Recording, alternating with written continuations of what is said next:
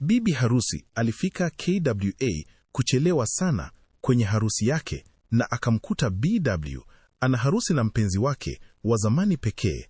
Kila mtu mwingine alikuwa ameondoka. Ukumbi ulikuwa kimya sana kiasi kwamba hata sauti ya viatu vyake ilisikika wazi. Neema alisimama mlangoni kwa sekunde chache, moyo wake ukipiga kwa nguvu kana kwamba ulikuwa unataka kutoka nje. Mwisho umeamua kuja, sauti ya Musa ilivunja ukimya huo. Lakini kabla hajajibu, macho yake yalikutana na ya mwanamke aliyesimama karibu naye, Asha. Uso wa Asha ulikuwa mtulivu, lakini macho yake yalizungumza mengi. Kulikuwa na historia hapo, na Neema aliihizi hata bila mtu kusema neno. Samahani kwa kuchelewa, Neema alisema kwa sauti ya chini, akijaribu kujizuia machozi. Lakini hakuna aliyemjibu mara moja. Ukimya ule ulijaa maswali, lawama na ukweli ambao haukusemwa. Nje, upepo ulivuma taratibu ukipuliza mapazia yaliyosali. Ndani, Neema alijua kuwa alichelewa zaidi ya muda. Huenda alichelewa hata kwa mapenzi yenyewe. Hakujua bado, lakini dakika hiyo ilikuwa mwanzo wa siri iliyokuwa imefichwa kwa miaka mingi. Na leo, kila kitu kilikuwa karibu kufichuka. Neema alisogea polepole, macho yake hayakuacha kumtazama Asha. Kulikuwa na kitu kisichoelezeka kati yao, kama kivuli cha zamani ambacho hakijawahi kuondoka. Musa, hii ina maana gani? Aliuliza kwa sauti iliyokuwa inatetemeka. Musa alivuta pumzi ndefu kabla ya kujibu. Nilidhani hautokuja. Hiyo haijibu swali langu, Neema alisisitiza. Asha alicheka kidogo, si kwa furaha, bali kwa uchungu uliofichwa. Wanaume huwa hivyo, alisema kwa upole. Wanapenda kusubiri hadi dakika ya mwisho kusema ukweli. Neema aligeuka kumtazama moja kwa moja. Ukweli gani? Musa alifunga macho kwa sekunde chache, kana kwamba alikuwa anapambana ndani yake. Kuna mambo ambayo hukujua, mambo ambayo nilipaswa kukuambia zamani. Moyo wa Neema ulianza kuzama polepole. Kila neno lilikuwa kama mzigo mpya juu yake. Na leo ndio umeona ni siku sahihi? Aliuliza kwa uchungu. Asha alitikisa kichwa. Hapana, leo ndio siku ambayo hakuweza tena kuuficha. Ukumbi ule sasa haukuwa wa harusi tena, ulikuwa uwanja wa ukweli. Na Neema alijua, chochote kitakachosemwa baada ya hapo, maisha yake hayangerudi kuwa yale yale tena. Neema aliketi kwenye kiti cha mbele, gauni lake jeupe likisambaa sakafuni. Hakujali tena uzuri wake. Kichwani mwake kulikuwa na maswali tu. Niambie kila kitu sasa, alisema kwa uthabiti. Musa alimtazama Asha kwa muda mfupi, kisha akamwangalia Neema. Kabla sijakutana na wewe, nilikuwa na maisha tofauti. Asha aliongeza kwa sauti ya utulivu. Na maisha hayo bado hayajaisha kabisa. Neema alikunja uso. Unamaanisha nini? Musa alisita. Ilionekana wazi kuwa kila neno lilikuwa gumu kwake. Kuna kitu nilificha, si kwa sababu nilitaka kukuumiza, bali kwa sababu niliogopa kukupoteza. Na sasa? Neema aliuliza. Sasa, nimegundua kuwa kukaa kimya kunaniumiza zaidi. Asha alisogea mbele kidogo. Neema, si rahisi kusikia hili, lakini unastahili kujua. Moyo wa Neema ulianza kwenda mbio. Alijaribu kujiandaa, lakini hakuna kilichoweza kumtayarisha kwa kile kilichokuja. Kuna mtoto, Musa alisema kwa sauti ya chini. Ukumbi ulionekana kuzunguka. Neema alihisi kama dunia yake imesimama ghafla. Mtoto, alirudia kwa mashangao, na hapo ndipo alihisi kwamba kila kitu alichokijua kuhusu Musa kilikuwa kinaanza kubomoka polepole. Ndiyo, mtoto, Musa alirudia, macho yake yakijaa hatia. Neema alisimama ghafla. Na ulidhani nitakubali tu bila kuniambia? Asha aliingilia kwa utulivu. Hakuwa tayari. Alikuwa anaogopa. Kuogopa nini? Neema aliuliza kwa hasira iliyochanganyika na maumivu. Kuogopa kukupoteza, Musa alisema. Neema alicheka kwa uchungu. Na sasa unafikiri hutanipoteza? Ukumbi ulikuwa mzito kwa hisia. Kila mtu alikuwa akijaribu kusimama imara, lakini ukweli ulikuwa mkali kuliko walivyotarajia. Mtoto yuko wapi? Neema aliuliza ghafla. Asha alimjibu. Anaishi na mimi. Neema alimtazama kwa mshangao. Kwa hiyo bado mna uhusiano? Hapana, Asha alisema haraka. Tulimaliza mambo yetu zamani, lakini mtoto ni wetu wote wawili. Musa aliongeza. Nilitaka kukuambia, lakini kila nilipojaribu, nilishindwa.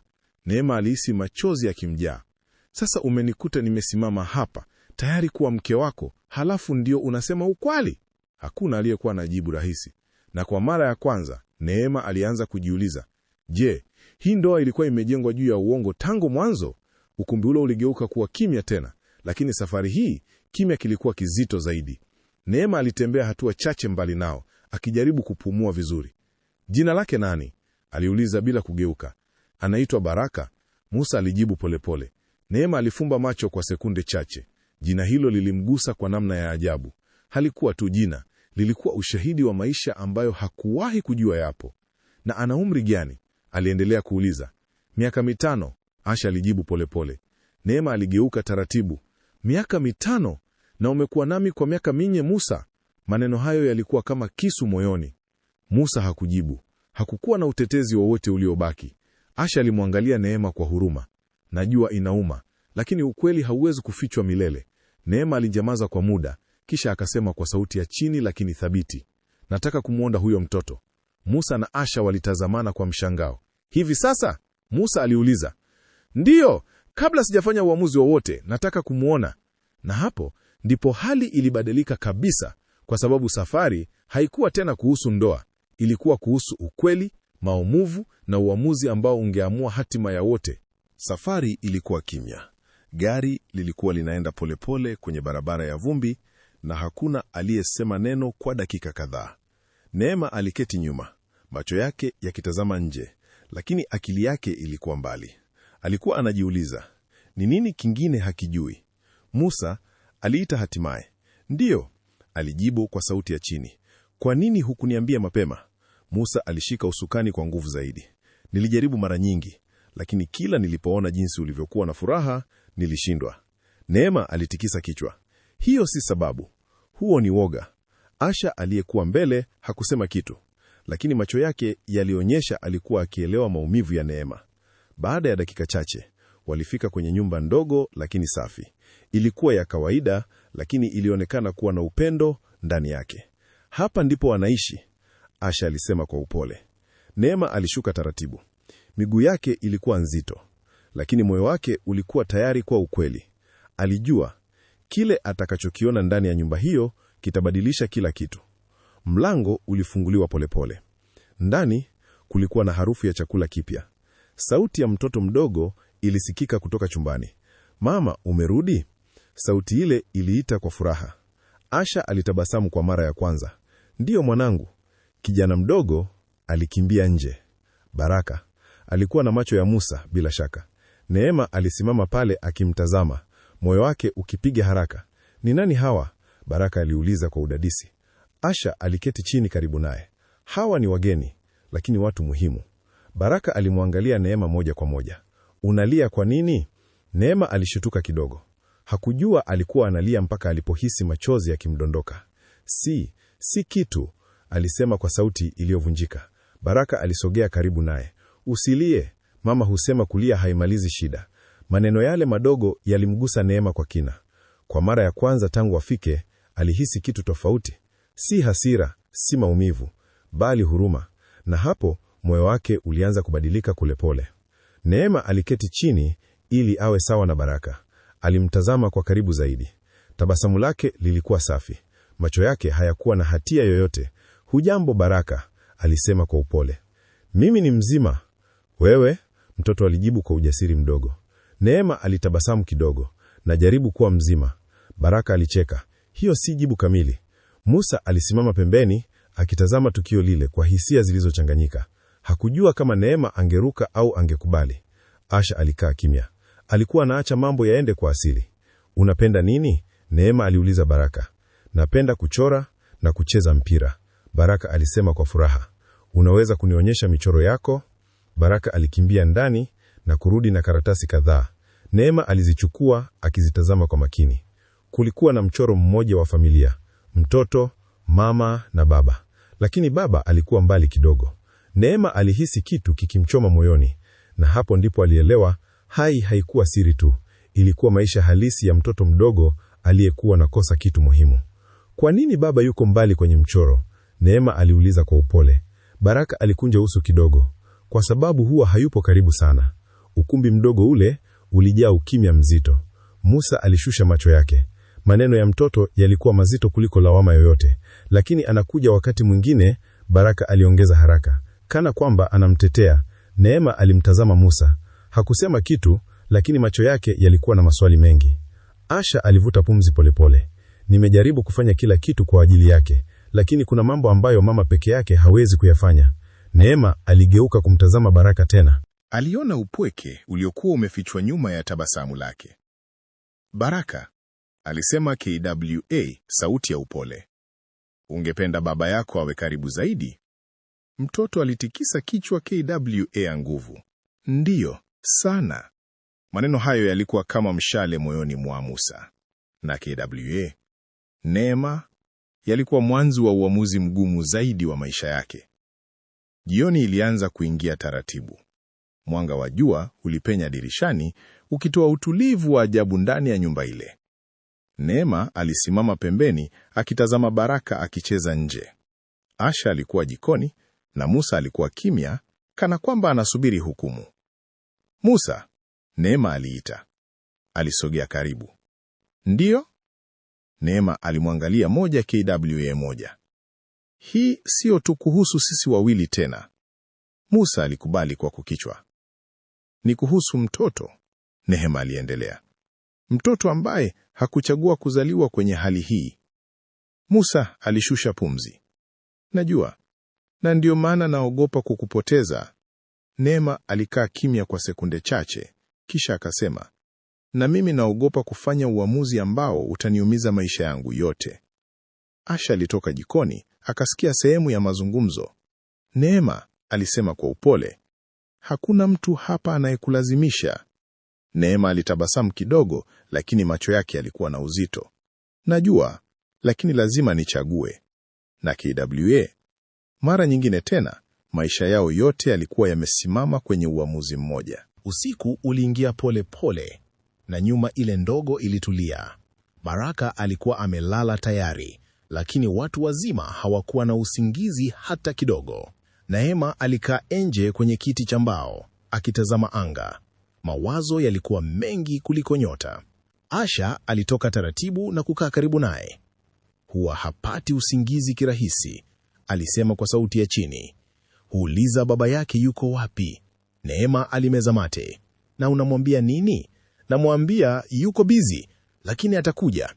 Kulikuwa na ukimya mfupi. Na wewe? Asha aliuliza. Ulikuwa na ndoto gani kuhusu ndoa yako? Neema alicheka kwa uchungu kidogo.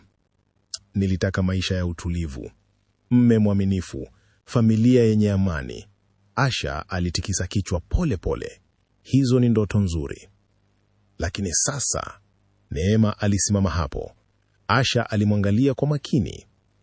Sasa umejikuta kwenye hadithi ambayo hukuiandika. Maneno hayo yaligonga moyoni, kwa sababu yalikuwa ya kweli. Na kwa mara ya kwanza, Neema alijiuliza, je, ana nguvu ya kuandika mwisho wa hadithi hii? Asubuhi ilipofika, kila mtu alijaribu kuonekana kawaida, lakini hali ilikuwa nzito. Baraka alikimbia hadi kwa Musa. Baba, leo utabaki? Musa alisita kidogo. Nitajaribu. Neema aliona hilo. Hakusema kitu, lakini alihisi uchungu mdogo. Baadaye walikaa mezani kule kifungua kinywa. Hakuna aliyekuwa anaongea sana. Ghafla Baraka alimwangalia Neema. Utakuja tena? Swali hilo lilimshangaza bila kutarajia. Labda, Neema alisema kwa upole. Nataka uje, Baraka alisema kwa ujasiri mdogo. Unanifanya nijisikie vizuri. Maneno hayo yalimchanganya Neema zaidi. Baada ya chakula, Musa alimwomba Neema waongee pembeni. Naomba unipa nafasi, alisema kwa dhati. Niko tayari kurekebisha kila kitu. Neema alimwangalia kwa muda mrefu. Kila kitu? Hata kile kilichovunjika tayari? Musa hakujibu mara moja. Na hapo Neema aligundua, si kila kitu kinaweza kurekebishwa, lakini baadhi ya vitu vinaweza kuanza upya. Waliondoka pale mchana huo. Safari ya kurudi ilikuwa tofauti. Haikuwa na ukimya ule ule wa awali. Neema alikuwa anafikiria sana kuhusu Baraka. Alikuwa anacheka kwa urahisi sana, alisema ghafla. Musa alitabasamu kidogo. Ndiyo, ni mtoto wa ajabu. Na anaumizwa pia, Neema aliongeza. Musa hakujibu. Ukweli huo ulikuwa wazi. Baada ya muda, Neema aliuliza, "Je, Asha bado anakupenda?" Swali hilo lilimshangaza Musa. "Hapana, nadhani tulishamaliza mambo hayo." "Nadhani?" Neema alisisitiza. Musa alitulia kidogo. "Najua, tulishamaliza." Lakini sauti yake haikuwa na uhakika wa kutosha, na Neema alisikia hilo. Aligeuka kuangalia dirishani. Sasa haikuwa tena kuhusu siri pekee, ilikuwa kuhusu ukweli wote ambao bado haujasemwa. Na alijua, hii safari haijaisha bado. Walipofika mjini, kila kitu kilionekana kama kawaida. Watu wakitembea, magari yakipita, maisha yakiendelea. Lakini ndani ya Neema, hakuna kilichokuwa kawaida. Alifika nyumbani kwake, akaingia polepole, akaketi kwenye kochi. Gauni la harusi lilikuwa bado mwilini mwake. Alilitazama kwa muda mrefu, kisha akasema kwa sauti ya chini, "Ndoa ambayo haikufanyika." Simu yake ilianza kuita. Ilikuwa ni mama yake. "Neema, uko wapi? Watu wote walikuwa wanakuilizia." Neema alifumba macho. "Nitakuja kukuona kesho mama." "Lakini harusi haikufanyika," Neema alisema moja kwa moja. Kulikuwa na ukimya upande wa pili wa simu. "Utanieleza?" mama yake alisema kwa upole. "Ndiyo, nitaeleza." Akakata simu, akashusha pumzi ndefu. Kwa mara ya kwanza, alikubali ukweli. Ndoto yake ilikuwa imevunjika, lakini labda hiyo haikuwa mwisho wa hadithi yake. Usiku huo, Neema hakulala. Alikaa kitandani akifikiria kila kitu kilichotokea: Musa, Asha na zaidi ya yote, Baraka. Alikumbuka jinsi mtoto alivyosema, "Nataka uje tena." Maneno hayo yalikuwa yanarudia kichwani mwake. Kwa nini inanigusa sana? Alijiuliza. Hakupata jibu rahisi. Asubuhi ilipofika, aliamka akiwa na uamuzi fulani moyoni, lakini bado haukuwa kamili. Aliangalia simu yake. Kulikuwa na ujumbe kutoka kwa Musa: "Naomba tuongee, tafadhali." Neema aliangalia kwa muda mrefu, kisha akaweka simu chini. Hakujibu. Kwa sababu, kwa sasa, alikuwa anahitaji kujielewa kwanza. Na hapo ndipo hadithi iligeuka tena. Kwa sababu safari ya Neema haikuwa tena kuhusu Musa peke yake. Ilikuwa kuhusu yeye mwenyewe na kile moyo wake unataka kweli. Asubuhi hiyo, Neema aliamua kutoka NJE kidogo ili kupata hewa. Alitembea polepole kwenye barabara ya karibu, watu wakimwangalia kwa pembeni. Gauni lake la harusi bado lilimfanya aonekane tofauti. Alifika kwenye benchi la zamani, akaketi. Alijaribu kufikiria maisha yake kabla ya jana.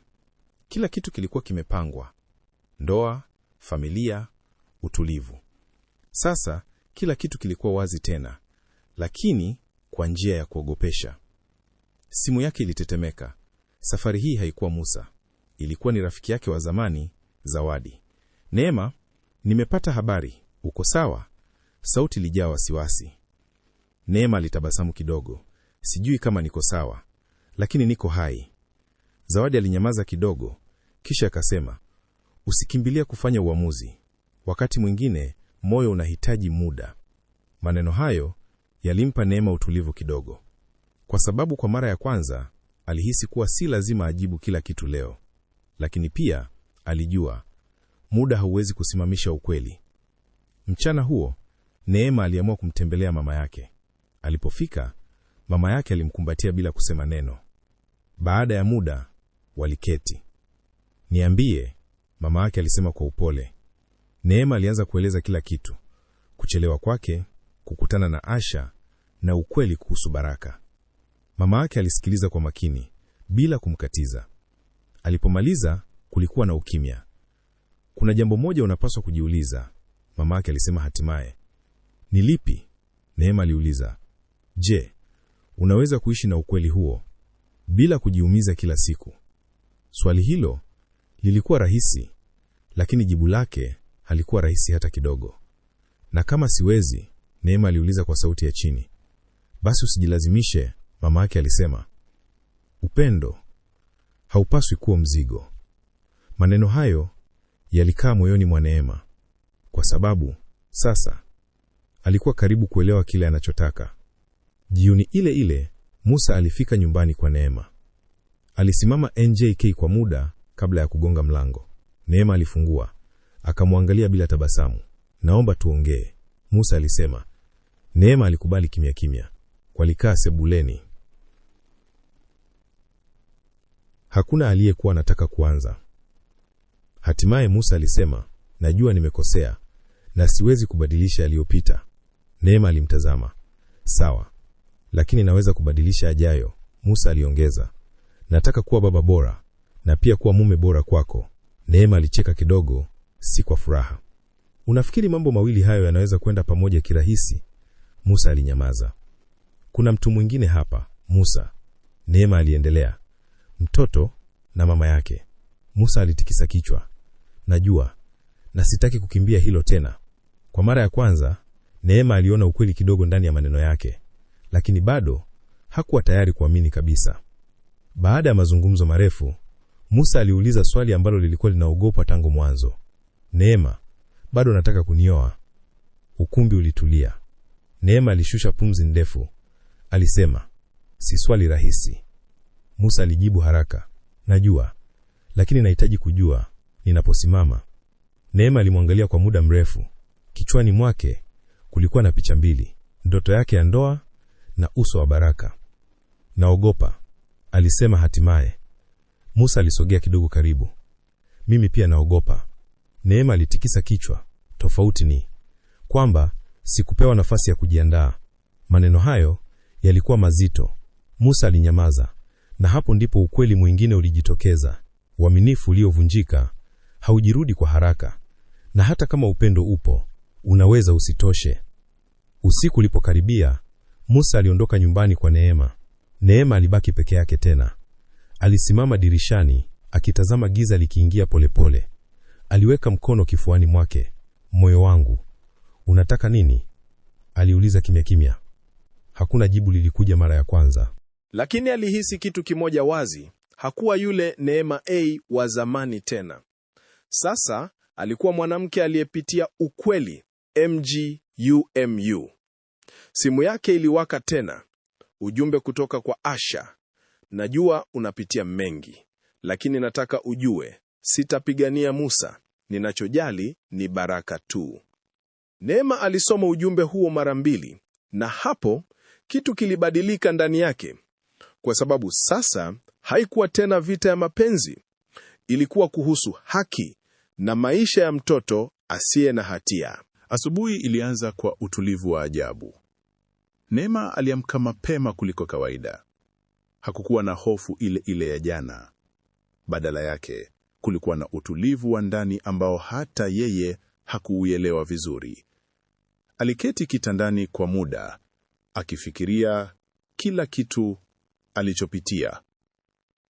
Kisha akachukua simu yake na kumtumia ujumbe Musa: "Tunahitaji kuongea leo. Lakini safari hii sitaki nusu ya ukweli." Dakika chache baadaye, Musa alijibu, "Niko tayari kusema kila kitu." Neema alisimama, akaangalia gauni la harusi lililokuwa limewekwa pembeni. Alilisogelea, akaligusa kidogo, kisha akaliacha. "Leo si siku ya ndoto," alisema kimya kimya. "Ni siku ya ukweli." Na hapo safari ya mwisho ya uamuzi wake ilianza. Walikutana mahali tulivu, mbali na kelele za watu. Musa alionekana tofauti, kama mtu aliyekuwa tayari kukubali matokeo yoyote. Neema hakupoteza muda. "Niambie kila kitu ambacho bado sijui."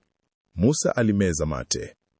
"Kuna jambo moja ambalo sikuwahi kukuambia kabisa," alisema.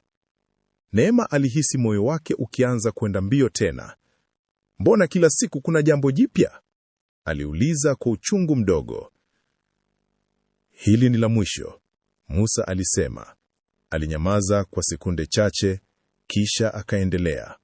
"Nilikuwa karibu kumwoa Asha." Neema alishtuka, lakini hakusema kitu. "Lakini tuliachana hafla, kabla Baraka hajazaliwa." "Kwa nini?" Neema aliuliza kwa sauti ya chini. Musa alifumba macho kidogo. Kwa sababu ya kosa langu kubwa zaidi. Na hapo ndipo hadithi iligeuka tena. Neema alisogea mbele kidogo. Kosa gani? Musa alionekana kama mtu aliyebeba mzigo mzito kwa muda mrefu. Niliingia kwenye biashara mbaya. Nilikuwa natafuta pesa za haraka. Sikufikiria matokeo. Neema alikunja uso. Biashara gani? Musa hakumtazama moja kwa moja. Niliwadanganya watu. Pesa zilihusika. Ukimya ulitawala. Na Asha alipojua, aliniacha. Musa aliendelea. Hakuwa tayari kuishi maisha ya uongo. Neema alihisi kitu kikibadilika ndani yake. Sasa alikuwa anaona picha nzima. Na mimi? Aliuliza. Uliniona kama nani? Musa alimtazama hatimaye. Nilikuona kama nafasi ya kuanza upya. Kuwa mtu bora. Maneno hayo yalikuwa na ukweli, lakini pia yalikuwa na uzito.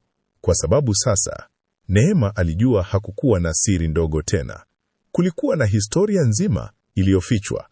Neema alisimama, akaanza kutembea pole pole.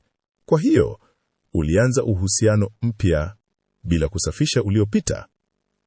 Musa alinyamaza. Hiyo si mwanzo mpya. Neema aliendelea. Huo ni mwendelezo wa matatizo. Musa alijaribu kusema kitu, lakini akashindwa. Baada ya muda, alisema, najua sikustahili, lakini nilitaka kubadilika. Neema aligeuka kumtazama. Na umebadilika kweli? Swali hilo lilikuwa la moja kwa moja. Musa hakujibu mara moja. Na kama sijabadilika kikamilifu, niko tayari kufanya hivyo sasa, alisema hatimaye. Neema alitabasamu kidogo, lakini si kwa furaha.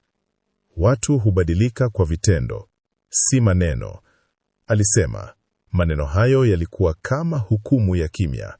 Na kwa mara ya kwanza, Musa alionekana kuelewa kuwa anaweza kumpoteza Neema kabisa. Jioni ilianza kuingia tena, kama siku ile ya kwanza. Neema alisimama pale, akimtazama Musa kwa muda mrefu. Musa alianza kwa utulivu, nimefikiria sana. Musa hakusema kitu. Alikuwa anasubiri. Na nimegundua kitu kimoja muhimu. Aliendelea. Ni kipi? Musa aliuliza kwa hofu.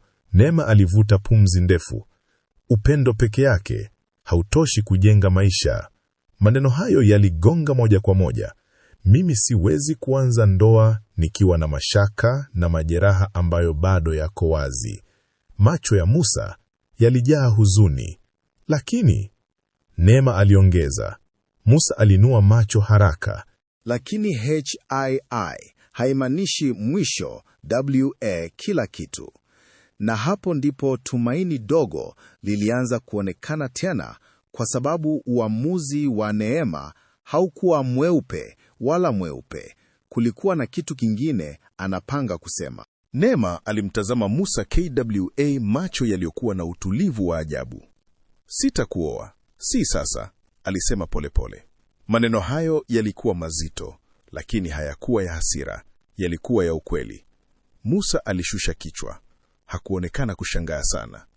Lakini sikukatai kabisa, Neema aliendelea. Nakataa ndoa ya haraka, ndoa iliyojengwa juu ya maumivu. Musa aliinua macho polepole. Unamaanisha nini? Aliuliza.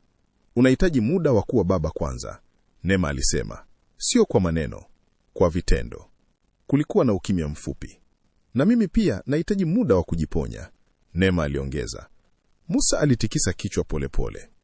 Na kama nitafanya yote hayo? Neema hakujibu moja kwa moja. Alisema tu, wakati utaamua. Na hapo ndipo mwanzo mpya ulianza, bila ahadi za haraka.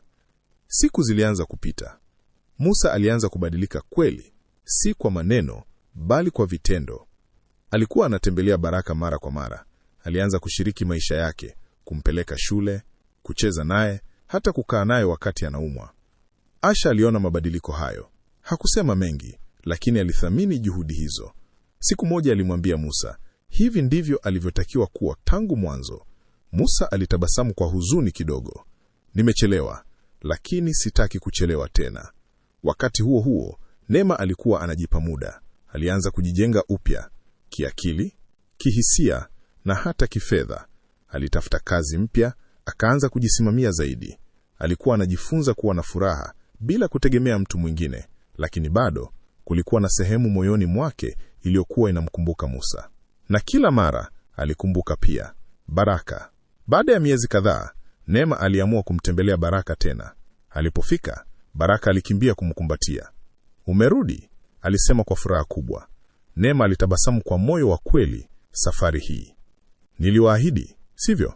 Musa alisimama pembeni, akimtazama Neema kwa heshima mpya, sio kama mwanamke wa kumwoa tu, bali kama mtu anayejua thamani yake. Asha alikuja polepole. "Asante kwa kurudi," alisema kwa upole. Neema alimtazama. Kulikuwa hakuna chuki tena. "Nilihitaji kuona kama mambo yamebadilika," alisema. Na yalikuwa yamebadilika. Baraka alikuwa na furaha zaidi. Musa alikuwa karibu zaidi. Na Asha alikuwa na amani zaidi. Neema alihisi kitu kikitulia moyoni mwake. Kwa mara ya kwanza, hakuhisi maumivu makali tena. Jioni hiyo, Neema na Musa walikaa nje wakiongea. Hakukuwa na presha. Hakukuwa na haraka. "Ilichukua muda," Musa alisema. "Lakini nimeelewa mambo mengi." Neema alimtazama kwa utulivu. "Kama nini?" "Kwamba familia si kitu cha kukimbilia, ni kitu cha kujenga," alisema. Neema alitikisa kichwa kidogo. "Na umejifunza nini kingine?" aliuliza. Musa alimtazama moja kwa moja. "Kwamba wewe si mtu wa kuchukua nafasi ya mtu mwingine. Wewe ni mtu wa kupewa nafasi yako." Maneno hayo yalimgusa Neema. Kulikuwa na ukimya mzuri kati yao. Kisha Musa akauliza kwa sauti ya chini, "Je, kuna nafasi ya sisi kuanza upya?" Neema hakujibu haraka. Aliangalia mbali kidogo. Kisha akasema, "Labda, lakini safari hii pole pole." Na safari mpya ikaonekana, bila shiniko, bila uongo. Miezi iligeuka mwaka. Mambo mengi yalibadilika, lakini si kwa haraka, bali kwa uhakika. Musa aliendelea kuwa baba bora kwa Baraka. Asha alipata amani yake, na maisha yake akasonga mbele bila maumivu ya zamani. Na Neema alibaki kuwa mwanamke mwenye nguvu. Siku moja, walikutana wote pamoja, si kwa sababu ya tatizo, bali kwa sababu ya familia. Baraka alicheka katikati yao, akiwaunganisha bila hata kujua. Neema alimwangalia akatabasamu. Kisha akamwangalia Musa. Hakukuwa na haraka tena. Hakukuwa na hofu ile ile. Kulikuwa na uelewa. "Safari hii," alisema Neema kwa utulivu, "tunaanza kwa ukweli." Musa alitabasamu. Na kwa heshima, hawakukimbilia ndoa, lakini walijenga kitu kilichokuwa bora zaidi: uaminifu, uvumilivu na upendo wa kweli. Na hapo ndipo Neema alielewa. Wakati mwingine, kuchelewa kwenye harusi yako ndicho kinachookoa maisha yako.